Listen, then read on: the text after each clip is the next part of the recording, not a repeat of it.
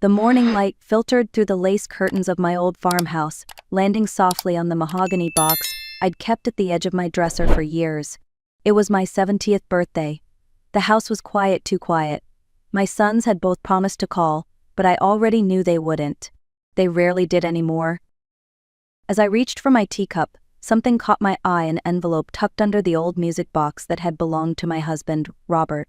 His handwriting was unmistakable. Open on your 70th birthday. Don't tell the boys. For a moment my breath caught. Robert had passed away 7 years earlier. Even now I could almost hear his soft laugh, smell the faint cedar scent of his flannel shirts.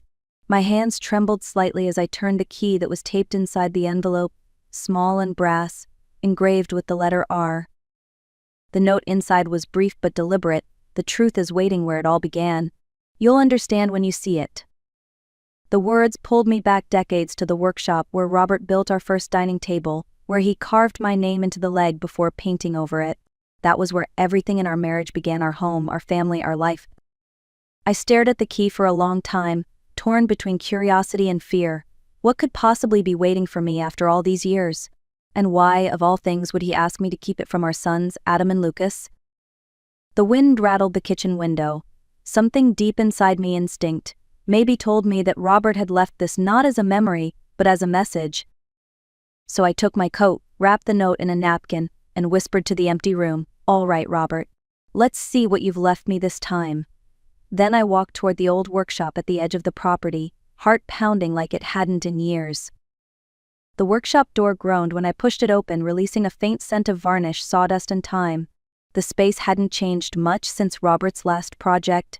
His tools were still lined neatly on the pegboard, their outlines faded behind them like ghosts.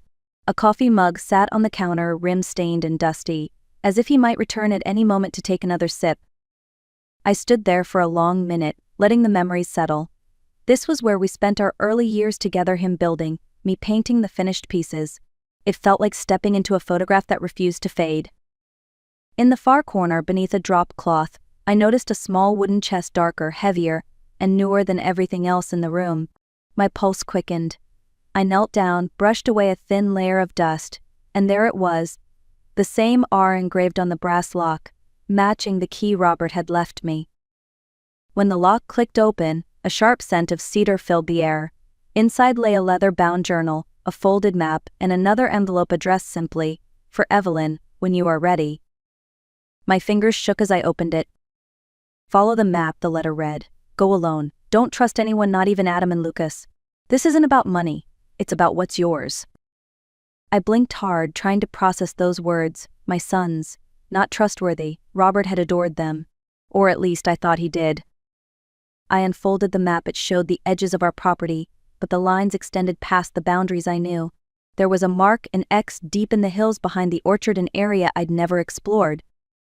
For a moment, I considered calling one of the boys. But something about Robert's tone, the way he wrote "Don't trust anyone," made me stop. I tucked the map and journal into my coat pocket and looked around one last time.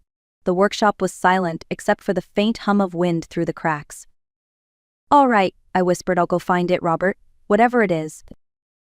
The morning after, the air carried that crisp bite that only early autumn in Vermont can offer. I followed the path behind the orchard, the map gripped tightly in my hand.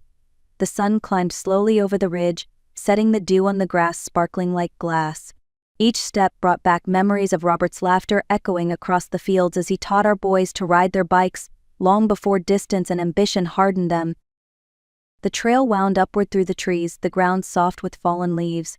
According to the map, the spot wasn't far, just beyond the ridge where the apple trees gave way to pine. I kept going until I saw something that made me stop cold.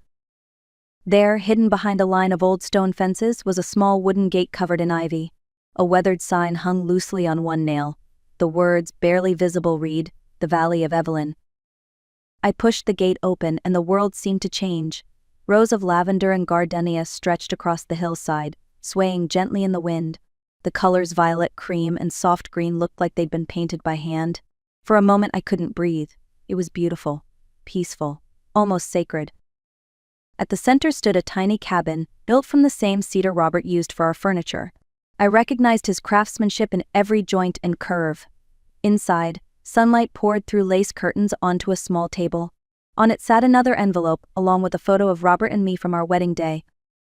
The note read, "This is your gift. A place where the noise of the world can't reach you. But there's something else you must know." Underneath the letter lay a manila folder of official documents stamped and notarized. I expected to see my name, but instead the property deed listed someone else, owner of record, Clara Whitman. The name meant nothing to me. Confusion tightened in my chest. Why would Robert leave me a sanctuary and then give it to another woman? The wind outside picked up, rustling the lavender. I looked out the window toward the valley and whispered, "Who are you, Clara Whitman, and what do you have to do with my husband?" That night, I couldn't sleep. I kept staring at the name on the deed, the letters blurring under the soft light of my reading lamp. Clara Whitman. Who was she? A lawyer? A friend? Or something worse? By morning, I'd made up my mind. I drove into town and found her address at the local records office. She lived less than 5 miles away, in a small cottage on the edge of Millbrook. The place looked quiet, almost too quiet, like someone trying not to be noticed. When she opened the door, she looked surprised, mid-40s, kind eyes but guarded posture. "Mrs. Carter?" she asked softly, as if she'd been expecting me. "I found your name on a deed my husband left behind," I said, holding up the folder. "Can you tell me why?" Clara hesitated before stepping aside. "You'd better come in." Inside, the air smelled faintly of coffee and paint thinner. On her table lay sketches of lavender fields, blueprints, and legal folders. She poured me tea, then took a deep breath. "Robert trusted me," she began. "I worked for him the last 2 years of his life. He hired me to help restore the valley and handle certain legal matters." "What kind of matters?" I asked. Clara slid a thin binder toward me. Inside were photocopies, emails, financial records, even transcripts of meetings. My sons' names appeared repeatedly. Adam Carter, Lucas Carter. They'd been negotiating with a development firm to sell the valley's mineral rights months before Robert's death. And worse, they'd discussed filing for guardianship over me, claiming I was mentally declining. My throat tightened. They were going to take everything. Clara nodded. "Robert found out. He transferred the land to me under a trust to protect it and you." I sank back in my chair, cold spreading through me. The man I'd loved had seen the storm coming, and I'd been blind to it. "Mrs. Carter," Clara said quietly, "your husband wanted you to have a choice. But first you had to know the truth." I drove home that afternoon in silence, the road a blur of orange leaves and fading sunlight. The valley's beauty now felt tainted, every lavender stem shadowed by betrayal. My sons, my own flesh and blood, had planned to strip away everything their father and I had built. By evening, I sat at the kitchen table, staring at the old family portrait that hung above the mantel. Robert's arm rested around my shoulders, Adam and Lucas smiling on either side. We looked so certain of ourselves then, like nothing could shake us. The phone rang. It was Adam. "Mom, we need to talk," he said, his tone rehearsed. "Lucas and I think it's time you consider letting us help with the property. It's too much for you to handle alone." I almost laughed. "You mean you want control?" There was a pause. "No, Mom, we just don't want you making mistakes. We're thinking about your future." "My future?" I said quietly. "Or your inheritance?"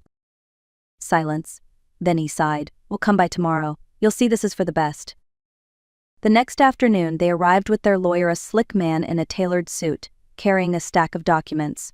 He spoke smoothly about protective guardianship and financial safety. I listened, my hands folded neatly in my lap. When he finished, I looked at both my sons. "Did your father ever tell you why he trusted me with everything?" They exchanged glances. "Because you were married to him," Lucas said flatly. "No," I said, "because he knew I'd never sell what we built." Their lawyer pushed a paper toward me. "All you need to do is sign here, Mrs. Carter." I stood slowly. My voice was calm, steady. "You've already tried to sell the land. I know about the meetings, the bank transfers, the plan to have me declared incompetent. And I know who helped you." Adam's face went pale. "Who told you that?" "Your father," I said. "From beyond the grave, apparently." No one spoke. The air felt heavy, like before a storm. Finally, I slid the papers back across the table. "You've both made your choices. Now it's my turn." I walked out, leaving them speechless in their father's house. That evening, Clara arrived at my house holding a small USB drive. and a look that told me whatever was on it would change everything. She set it down on the kitchen table, next to the half-finished cup of tea I hadn't touched since morning.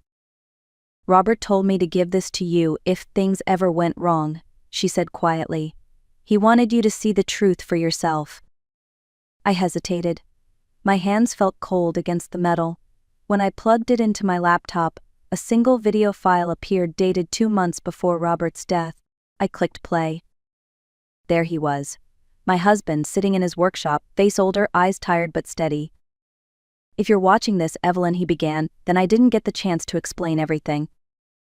His voice cracked slightly. "Before I met you, I wasn't just Robert Carter. I was someone else, part of a federal witness protection program. Back in the 70s, I testified against a smuggling ring that funneled weapons through private land. When it fell apart, they buried the evidence literally. Some of it ended up under the property we bought." I sat frozen. "The valley you found," he continued, "isn't just a garden. Beneath it lies a sealed vault containing documents and hardware from that case. If unearthed, it could implicate people still alive. That's why I built the trust to keep the land safe, out of reach of anyone who might sell it, including our sons." He swallowed hard. "I love them, Evelyn, but they're ambitious, too trusting of strangers. You must protect the valley, and if the wrong people come for it, go to Father Martin. He knows everything." The video ended abruptly, leaving a hollow silence. I stared at the dark screen, my reflection pale in the glass. The valley wasn't just a symbol of love. It was a secret Robert had carried for decades, one that could still destroy lives. When I finally spoke, my voice came out in a whisper. "You didn't build a garden, Robert. You built a shield." Outside, thunder rolled in the distance. The storm had only just begun. The next morning, rain poured over Millbrook, blurring the edges of the hills into gray watercolor. I drove to St. Matthew's Church, the only place Robert ever truly called sacred. The wooden doors creaked as I pushed them open, and the smell of wax and cedar filled the air. Father Martin stood near the altar, polishing the chalice. When he saw me, his expression softened, like he'd been waiting for this moment. "Evelyn," he said gently, "I was wondering when you'd come." I told him everything: the key, the valley, the video. He listened in silence, eyes steady but full of knowing. When I finished, he nodded and walked toward the confessional booth. From behind a loose panel, he pulled out a thick brown envelope sealed with wax. "Robert left this here a week before he passed," Father Martin said. "He told me it might save you one day." Inside were certified copies of government records, Robert's real name, his witness testimony, and sealed FBI documents confirming every word from the video. There was even a letter addressed to me, in Robert's hand. "If anyone ever questions your sanity, show them this. The truth will protect you as long as faith does." Before I could respond, the sound of tires skidding outside made me turn.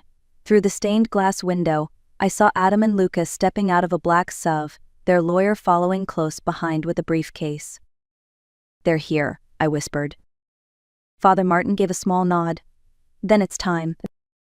When they entered the church, ready to confront me again, the father didn't say a word.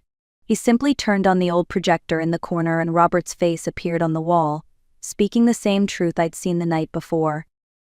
The silence that followed was absolute. The storm raged outside, but inside that church, only one sound remained: the quiet collapse of certainty in my sons' hearts. The video ended, and for a long moment no one moved. The rain hammered against the stained glass windows, casting fractured colors across the floor. Adam's face had gone pale. Lucas stared at the flickering image of his father as if trying to find a lie somewhere inside it. But there was none. Their lawyer broke the silence first, clearing his throat nervously. "Mrs. Carter, this is highly irregular. These are old documents, none of this." Father Martin cut him off, his voice calm but firm. "These documents are verified. I've already contacted the local field office. The FBI is on their way." At that, Adam's composure cracked. "Mom, we didn't know, we thought the land was valuable. We didn't know what was buried there." "I didn't know," I repeated softly, "but you were willing to have me declared incompetent to get it." Lucas stepped forward, eyes glistening. "We were scared. You were alone. We thought someone would take advantage of you." I looked at them both, their suits, their worried faces, their guilt that came too late. "Someone did," I said. "It just wasn't me." Outside, 2 black SUVs pulled up. Men in dark coats entered quietly, one of them flashing a badge. Mrs. Carter. Agent Freeman, will need to secure the property immediately. As they escorted the lawyer away, the boys stood frozen in the doorway. For the first time in years, they looked small like the children who once ran through those same pews during Sunday service. I took a slow breath. Your father didn't build that valley for wealth. He built it to protect all of us. And now it's your turn to protect what he left behind. Adam wiped his eyes. Lucas nodded silently. That was the first time in months they didn't argue back. For once, they listened. And for the first time in years, I felt Robert's presence, not in the wind, not in the valley, but in the quiet strength of knowing the truth had finally done its work. Weeks passed before the valley felt peaceful again. The investigation closed quietly, with federal agents sealing the underground vault Robert had once guarded with his silence. The headlines never mentioned our names, and that was exactly how I wanted it. The land was transferred into a conservation trust, ensuring no one could ever dig it up or sell it again. Clara helped finalize the paperwork, then hugged me at the gate. He would be proud, she said softly. Sometimes I walk through the rows of lavender just before sunset. The air smells sweet the way it did when Robert first planted them. The hills glow gold, and I imagine him standing beside me, smiling that patient smile of his. My sons visit more often now. They bring groceries, fix the fence, stay long enough for coffee and apologies.